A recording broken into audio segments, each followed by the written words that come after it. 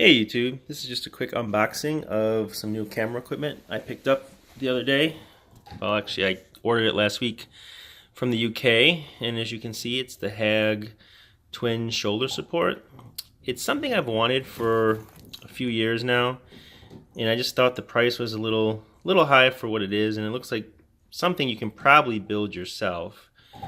I've looked into it and I just really couldn't find the materials of what I needed and how I wanted it, so I bit the bullet and bought it last week. It arrived here. It appears to be packed pretty well.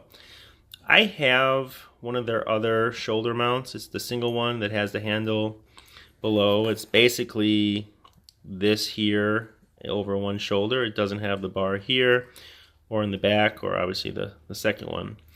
And I like it, but it does keep your hands kind of full still, and I kind of liked what I saw there when they had their video of this going over your shoulder, and basically you can actually drop it and let it hang on your stomach, and when you're ready to film, kind of pick it up again and kind of do your thing with it. And I really haven't seen a lot of twin shoulder supports, and the ones I saw were quite a bit more expensive, and I was pretty happy with the Hague single shoulder support for the camera. It works well and I enjoyed it. So this is the kind of the one I've always wanted, and kind of wish I just would have bought it initially, save some money. But anyway, here it is. I'm going to unpack it, put it together, and kind of show you what it looks like. But this is it kind of packed up, and I'm just filming this on my phone. I don't want to dig out the camera and stuff. So I kind of wished I had held on to the Canon XF400 a little bit longer to try it out with that. That's more of a lightweight camera. I am going to try filming with my Panasonic HC-X1, but just those of you who have been watching the channel, I did send back the XF400 yesterday.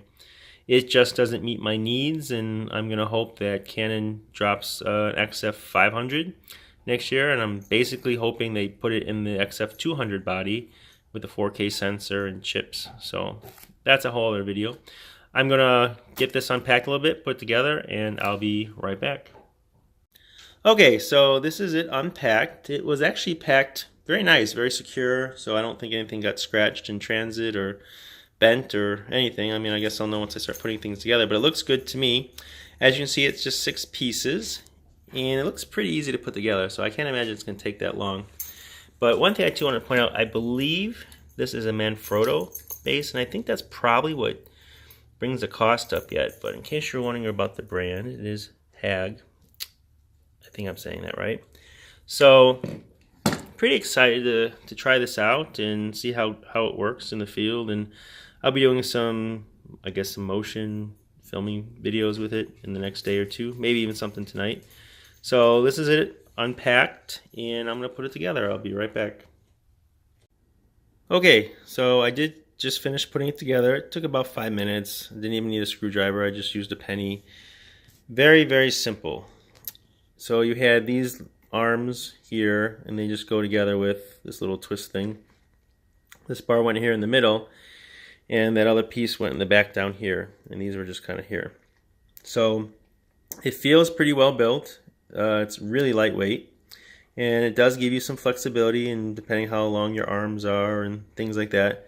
If you don't want these up in the front like where I put them, there's a hole here, so these can be moved back. Now I haven't tried it yet, so I might move them back, or I might just keep them here. I don't know. Same thing here. You have a couple extra holes. I think just this one here, where you can move this here or here, depending on your camera. I guess it depends how big you are. And that one just goes down there, so that has to stay there. So you do have some flexibility. If you loosen this, you can tilt your camera up, down, and it does slide. Oops, trying to do this with one hand. It does slide back and forth, so it does give you some flexibility with your camera as well. And I saw in their video where if you have a link controller coming down, you can actually run the cord and kind of hook it on here, so you can use it like this and have control, so you don't have to touch your camera. And again, the reason why I like this one over the single one is that you can rest it on your back, behind your neck, kind of, and it sits on your shoulders, so you don't have to hold it or put it down, where I have a single version of this where it's just here, and it's like one of these, and it's got like a little plate, I think, coming off the top.